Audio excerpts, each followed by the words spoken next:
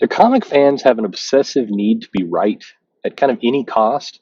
Yeah, I think they kind of do. Not all, not even close to all of them. Don't get me wrong, but this gets kind of into a hybrid of kind of thinking about fans and also comic book horror shop stories, comic horror shop.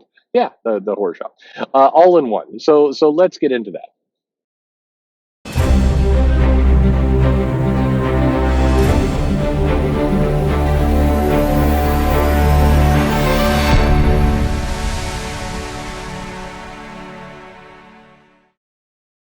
Hey everybody, this is Perch. I'm heading out to get some pizza, not from the place that went crazy for me calling it a pie, but a different place getting pizza. I just passed this stand, like I'm in this neighborhood, and you know how they put out like the little lemonade stands, these little tables on the side of the road, and somebody's just got a table there with beer on it, just bottles of beer, and there's no people around, and there's a little sign there that says, "You deserve a beer. Come just take one."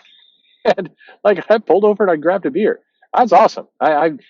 For all the complaints about the Pacific Northwest and the kind of crazy stuff that goes on up there, I have free beer on the side of the road, and it's sealed. I don't think I'm gonna get poisoned, but if this is my last video, it's been nice knowing you.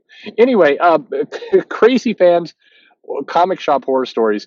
I think that one thing that is kind of true about comic fans is that they don't like to be wrong, and I think you see this play out in social media. And I mean, nobody likes to be wrong, but there's times when you are wrong. I've told the story about the guy who was convinced that the Silver Surfer was owned by DC before, but like I've had arguments. I had an argument recently on Twitter. It wasn't really an argument. I posted a page, and the guy comes in and say, actually, this reference came from somewhere else in the run, not where you said, and it wasn't the point I was making. But then the guy wants to get into like, Tom King used a 16 panel grid, not a 9 panel grid. You said a 9 panel grid, so you are clearly It's like, Jesus Christ, man. No.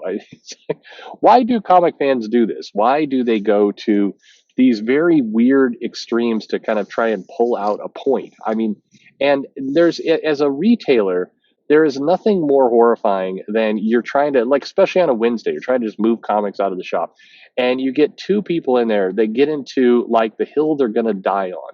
And the hill they're going to die on, I mean, real life arguments I have had include things like the staple quality has changed from 2016 Marvel to 2017 Marvel. In 2016 Marvel, the staple was a smooth staple, and in 2017 there was a slight rough sheen on the side. And the argument wasn't about if they changed the staple. You could actually go and prove that. Newsflash, they didn't. But whatever. But why they changed it? The argument was one person believed this was a super secret plot to reduce the collectability of comics, and the other person believed that the staples were now coming from China, and it was a way for Disney to give business to China through buying staples for the comics that they're being printed by the factories that Marvel didn't own.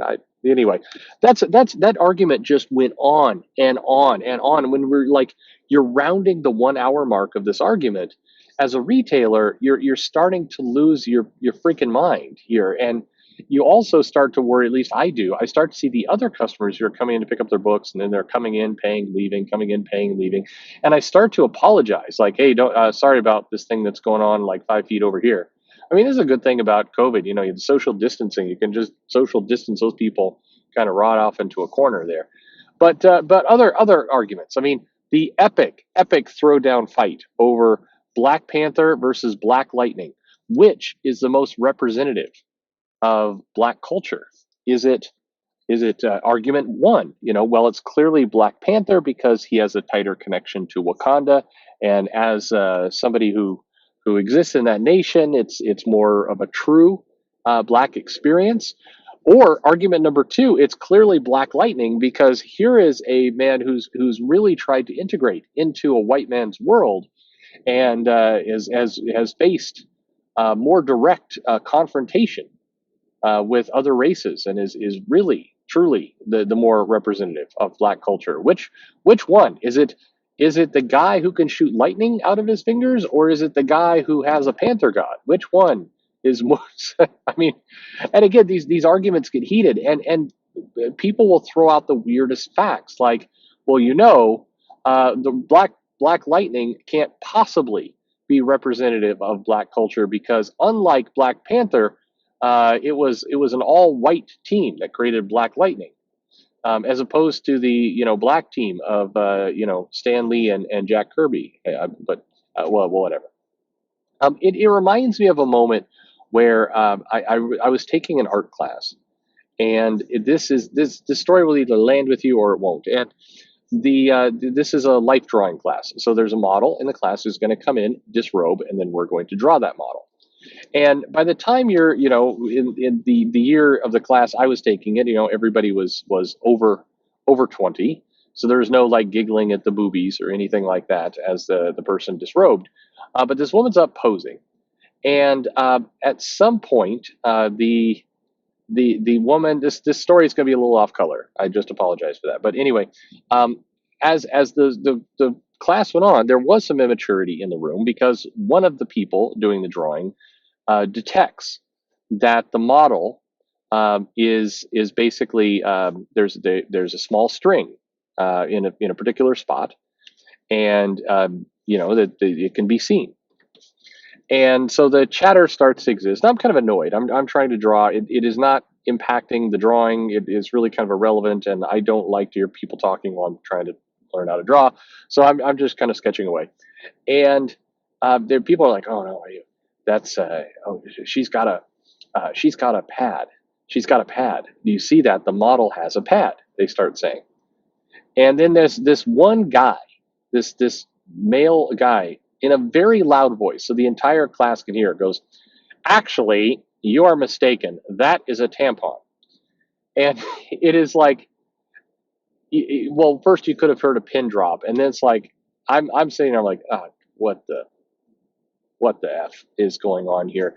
And then the model gets really disturbed and like it's like I'm taking a break and then does not come back to class, and it's like and the teacher's all pissed and it's like that that moment perfectly to me encapsulates the kind of dumb at times hills people like to die in. But why is it that comic fans, often comic readers, get to that spot? I think part of it's the nature of the hobby. I think comics encourages you to have fan theories and kind of your own ideas going on about the comics and your own. You're encouraged to kind of invent for yourself. And when you put that kind of emotional, mental energy into the comic, then you tend to get wrapped up in it in ways that maybe aren't 100% healthy. And so and now if you get two of these people and the paths have diverged, it's like alternate universes where you start in the same place, but then these ideas, these theories on where the comic and the characters went just split. And now you've got a disagreement, and people will go just to no ends. Everybody wants to be an expert in comics. And here's the crazy thing. I will say from a shop or a retailer perspective. Most people are most happy people in comics, the happiest I've ever seen people are people who come in and they buy the comic and they're looking forward to enjoying something new. They want they want to see a new comic, they want to experience something, they want to have that cool first moment. The most unhappy people typically, now I'm massively generalizing, yes, generalizing, you know keep that in mind. Yes, there's exceptions to every rule and blah blah blah blah blah blah blah blah blah.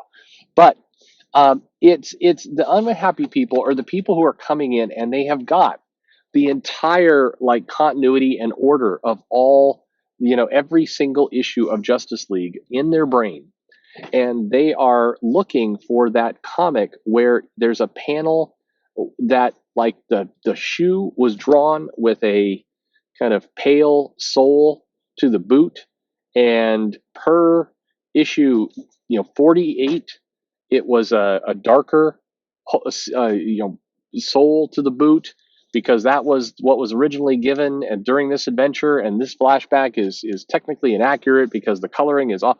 That those people tend to be the most unhappy. They're also the ones who are the quickest to want to kind of brag and show off that they know this kind of information in their head. But number one, they don't seem happy that they've got all this, and they also are they're nobody else is impressed. Like nobody's sitting around the room going, "Wow, this guy really knows his stuff." Nobody is doing that. Everybody's like, "Ah, shit, it's this guy again." talking about the stupid color of the soles of the shoes. Well, and is that granted, you can get obsession in anything, and I want to make it clear. Really paying attention to your stuff, digging into comics, knowing the history, all that kind of stuff. It's cool. There's nothing wrong with that. The cool part is not knowing the information. The weird part is wanting to get into fights with other people because they remember the information slightly different from you or took a different conclusion from it, and you just want to kind of, I'm gonna pull it out and I'm gonna put it on the table. This, look, see, I am bigger. I am 3 inches and 7/8, and you are 3 inches and 3/4. So I am superior to you. And it's like both of you have tiny penises. I'm just pointing out. I don't know. So I want to throw this back to you guys. Have you encountered this in a store?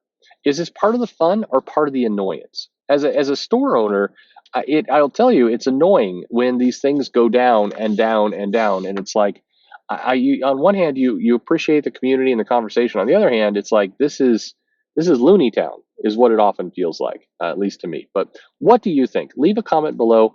Have you encountered this? Do you have any crazy stories of your own? What's the fight, the hill that somebody has just wanted to die on that you've had to deal with or you see? And what's your theory? Why do people do this?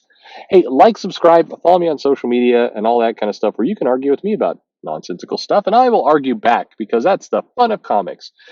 Thanks for listening.